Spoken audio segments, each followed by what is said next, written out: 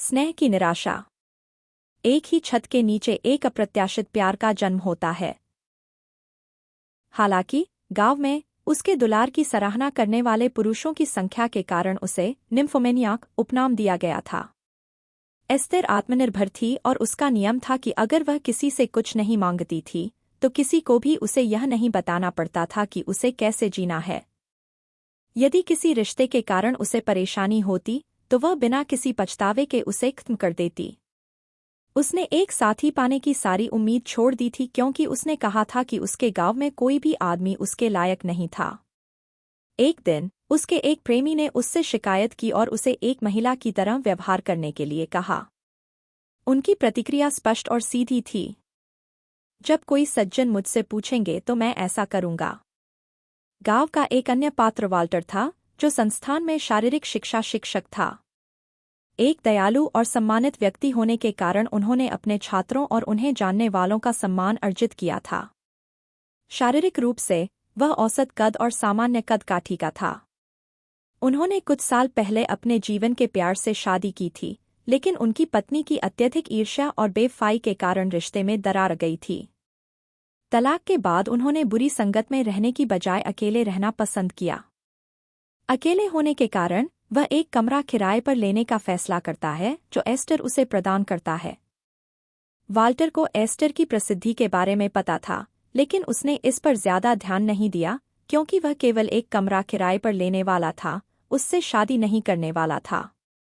यह सौदा दोनों के लिए फायदेमंद था। एस्टर को अतिरिक्त आय होगी और वह अब महंगे घर के लिए भुगतान नहीं करेगा। शुरुआती दिन बिना किसी उल्लेखनीय बात के गुजर गए, कुछ बातचीत के अलावा, जिससे उन्हें एक दूसरे को बेहतर तरीके से जानने का मौका मिला और धीरे धीरे उनके बीच एक निस्वार्थ दोस्ती का जन्म हुआ, क्योंकि वे दोनों अभी भी अपने पिछले दुखों को झेल रहे थे। एक दिन एस्टर ने सुझाव दिया कि कुछ और पैसों के लिए वह उसके भोजन और कपड़ों का ख्याल रख सकती है, क्योंकि वह हर दिन खाना बनाती है और उसे एक अतिरिक्त पकवान पर कोई आपत्ति नहीं होगी। तार्किक रूप से वाल्टर ने स्वीकार कर लिया। वे लगभग 3 महीने से एक ही घर में रह रहे थे, तभी एस्टर का एक्सीडेंट हो गया और उसका घुटना टूट गया। उन्होंने उस पर एक पट्टी लगा दी जिससे उसका लगभग पूरा पैर ढक गया और वह पूरी तरह से स्थिर हो गया।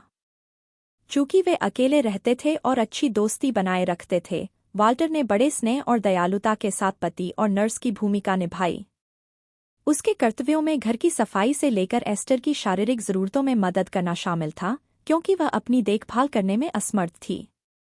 एस्टर ने गुप्त रूप से वाल्टर के ध्यान का आनंद लेना जारी रखने के लिए बेहतर नहीं होने का नाटक किया।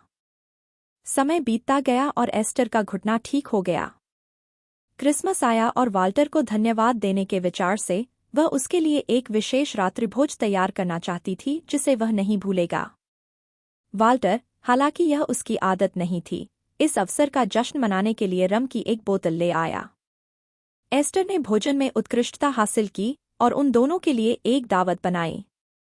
उन्होंने टोस्ट किया और हंसे, जैसा कि उनकी आदत थी। उन्हें वह समय याद आया जब वाल्टर ने बाथरूम में उसकी मदद की थी, जबकि वह उसके ध्यान का आनंद लेने के लिए बेहतर न होने का नाटक कर रही थी। एस्टर ने हंसते हुए स्वीकार किया, तुम्हें पता है, वाल्टर, इस पूरे समय में मैं बेहतर न होने का दिखावा करता रहा ताकि आप मेरे साथ रहें और मेरा ख्याल रखें। उसने हंसते हुए कहा। मुझे उसका ध्यान इतना अच्छा लगा कि मैं नहीं चाहता था कि यह रुके। वाल्टर ने आश्चर्य से उसकी ओर देखा और फिर हंसते हुए उसके साथ शामिल हो गया। तुम अविश्वसनीय हो, एस्टर। मुझे खुशी है कि मैं आपके लिए वहां मौजूद था, भले ही यह झूठा दिखावा हो। उसने मुस्कुराते हुए जवाब दिया। रम के कई घूंट पीने के बाद, बिना किसी छुपे इरादे के, वाल्टर ने मजाकिया लहजे में एस्टर से पूछा, एस्टर, सब कुछ जो हम एक साथ कर चुके हैं, उसके बाद हमें पति पत्नी बनने की क्या जरूरत है? उसने शरारती मुस्कान के साथ पूछा। एस्टर ने उसकी आंखों में देखा, उसकी अभिव्यक्ति नरम हो गई और उसने ईमानदारी से उत्तर दिया, हमारे प्यार को स्वीकार करें, क्योंकि भले ही हम इसे छिपाना चाहें, लेकिन यह लंबे समय से हमारे दिलों में रहता है। हमने अपने पिछले रिश्तों में जो अनुभव किया उसके लिए यह प्यार जिम्मेदार नहीं है। एस्तेर जारी है। मैंने एक बार किसी से कहा था कि जिस दिन मुझे कोई सज्जन व्यक्ति मिलेगा मैं एक महिला बन जाऊंगी। मुझे लगता है कि वह दिन आ गया है और मुझे अब और इंतजार करने की जरूरत नहीं है। वाल्टर ने शब्दों से कोई उत्तर नहीं दिया। उसने उसे उसी नम्रता से अपनी बाहों में लिया जब वह बीमार थी और उसे अपने कमरे में ले गया। वहां खिड़की से चमकती नरम चांदनी के नीचे उन्होंने एक दूसरे की आंखों में गहराई से देखा, जिससे लंबे समय से दबी इच्छा और जुनून बोलने लगे। एस्टर। वाल्टर ने उसके गाल को सहलाते हुए फुसफुसाया। मैंने कभी नहीं सोचा था कि मुझे वह सब कुछ मिलेगा जो मैं तुम में तलाश रहा था। वाल्टर। उसने टूटी आवाज में उत्तर दिया। आप उससे कहीं अधिक हैं जितना मैंने कभी सोचा था। प्यार की बड़बड़ाहट और भावुक दुलार के बीच उन्होंने खुद को एक दूसरे के लिए समर्पित कर दिया और अपने शरीर के हर कोने को तीव्रता से तलाशा। खुशी की कराहें कमरे में गूंज रही थीं, उनके एक साथ धड़क रहे दिलों की गूंज के साथ मिलकर। उनकी आंखों में आंसू आ गए, दुख से नहीं, बल्कि एक दूसरे में वह प्यार और समझ पाकर शुद्ध खुशी से जो वे चाहते थे। प्रत्येक दुलार, प्रत्येक चुंबन अतीत के घावों के लिए एक मरहम की तरह था, जो परमानंद की एक अविस्मरणीय रात में पिघल गया। ऐसा लग रहा था जैसे समय रुक गया हो, क्योंकि उन्होंने खुद को पूरी तरह से एक दूसरे को सौंप दिया था, अपने नए कनेक्शन के हर पहलू की खोज कर रहे थे। जुनून की इस रात ने एक साथ एक नए जीवन की शुरुआत की, जो प्यार, वासना और एक अटूट संबंध से भरा था जो हमेशा के लिए रहेगा।